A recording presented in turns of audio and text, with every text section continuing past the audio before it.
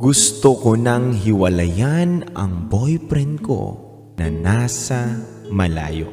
Nitong nakaraan lang may nakilala ko, isang lalaki.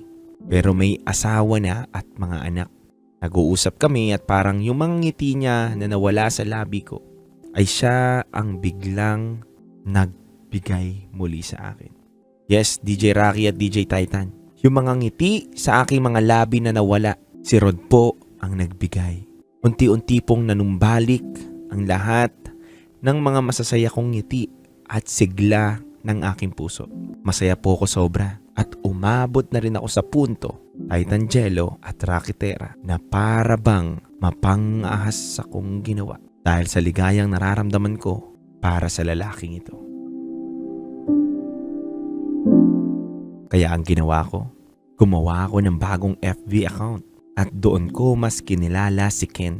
Ang dahilan kung bakit nagbabalik ang ngiti sa mukha ko.